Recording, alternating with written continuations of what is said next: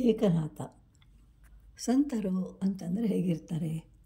ಅವರ ಮನಸ್ತತ್ವ ಹೇಗಿರುತ್ತೆ ಅಂದರೆ ಎಲ್ಲರನ್ನೂ ಒಂದೇ ಮನಸ್ತತ್ವದಲ್ಲಿ ನೋಡುವುದು.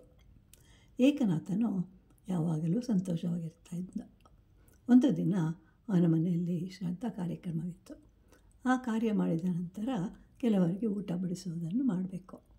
ಹಾಗೆ ಮಾಡಲು ತಿಳಿದವರಿಗೆ ಹೇಳಲು ಮನೆಯಿಂದ ಹೊರಗಡೆ ಬರ್ತಾನೆ. ಅಲ್ಲಿ 4 ಜನ ಮಕ್ಕಳು ಕಿಟಕಿಯಿಂದ ಬಗ್ಗಿ ನೋಡುತ್ತಾ ಆವತ್ತಿನ ವಿಶೇಷ ಅಡುಗೆಯ ವಾಸನೆಯನ್ನು ಆಸ್ವಾದ ಮಾಡ್ತಾ ಇರ್ತಾರೆ. ಇದನ್ನು ಏಕನಾಥ ನೋಡ್ತಾನೆ. ಅವನಿಗೆ ಆ ಹುಡುಗರ ಮೇಲೆ ಗೌರವ ಉಂಟಾಯಿತು. ಆ ಬಾಲಕರು ಅವನಿಗೆ ತನ್ನ ಪೂರ್ವಿಕರಂತೆ ಕಾಣಿಸ್ತಾರೆ. ಅವರನ್ನು ಕರೆದು ನಿಮ್ಮ ತಂದೆ ತಾಯಿಗಳನ್ನು ಕರೆದುಕೊಂಡು ಬನ್ನಿ ಊಟಕ್ಕೆ ಅಂತ ಹೇಳ್ತಾನೆ. ಅವರ ಊಟವಾದ ಬಳಿಕ ಬೇರೆ ಅಡುಗೆಯನ್ನು ತಯಾರಿಸಿ ಆ ಊರಿನ ಹಿರಿಯರನ್ನು ಊಟಕ್ಕಾಗಿ ಕರೀತಾನೆ. ಆಗ ಅವರು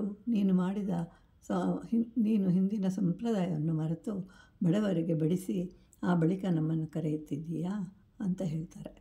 ಆಗ ಏಕನಾಥನು ಅವರೆಲ್ಲರೂ ನಮ್ಮ ಪೂರ್ವಿಕರು, ಅವರಿಗೆ ಸೇರಬೇಕಾದುದು ಸೇರಿದೆ ಅಂತ ಹೇಳ್ತಾನೆ. ಹೀಗೆ ಏಕನಾಥನ ದೃಷ್ಟಿ ಬೇರೆಯದಾಗಿತ್ತು. ಅದೇ ಆತ್ಮನ ದರ್ಶನವಾಯಿತು. ನಾವು ಯಾರನ್ನೂ ತಿರಸ್ಕರಿಸಬಾರದು. ನಮ್ಮ ಪಂಗಡ, ನಿಮ್ಮ ಪಂಗಡ ಹೀಗೆ ಬೇರೆ ಬೇರೆ ಗುಂಪುಗಳನ್ನು ಮಾಡಬಾರದು.